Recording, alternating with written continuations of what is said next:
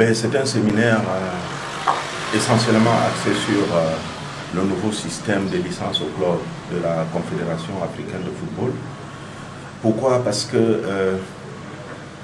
depuis 2008, la FIFA a lancé en Afrique ce qu'elle a appelé « Gagner en Afrique avec l'Afrique », un système de professionnalisation du football africain.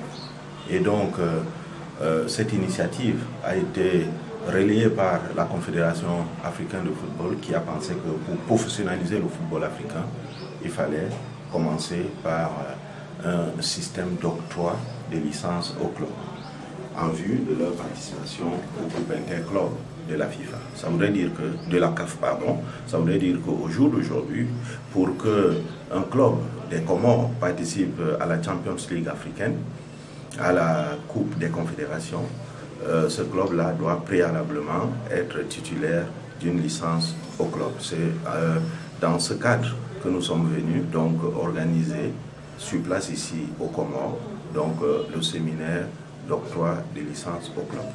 Et c'est pour combien de jours la formation va durer? Le séminaire dure les 22 et 23 décembre. Et donc au cours de ce séminaire, nous allons donner toutes les informations liées à la procédure d'octroi des licences, les critères qu'il faut remplir pour être bénéficiaire de la licence. Et il faut bien noter que c'est la Confédération africaine de football qui a lancé le système et que le bailleur de licence, c'est la Fédération comorienne de football et le bénéficiaire de la licence, c'est les clubs. Donc ça voudrait dire que pour prendre part aux compétitions interclubs de la CAF, pour la saison 2016, par exemple 2017, il va falloir présenter une licence qui sera octroyée par la Fédération comorienne de football. Sauf que la Confédération africaine de football dit qu'elle se réserve le droit donc d'intervenir à tout moment pour vérifier si effectivement les différents critères ont été respectés et que les licences octroyées par la Fédération comorienne de football n'ont pas été des licences de complaisance. Et ça veut dire que tous les moyens sont disponibles pour que la Fédération comorienne de football applique la règle dès la saison prochaine? Absolument. Disons que, si vous voulez, nous faisons le séminaire et après, il appartiendra à la Fédération comorienne de football, à travers les organes juridictionnels qui auront été mis sur pied, à savoir un organe de première instance et un organe d'appel, n'est-ce pas? Il appartient donc à la Fédération d'organiser son travail sur le plan local pour permettre donc que ceux qui postulent pour ces licences-là soient bénéficiaires.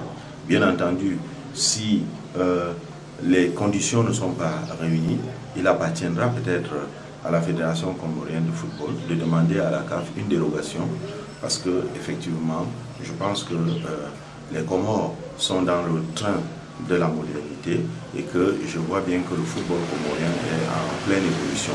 Vous n'avez qu'à voir le résultat que cette fédération a obtenu lors des préliminaires de la Coupe du Monde face à une équipe qui a été quart finale de Coupe du Monde au Brésil.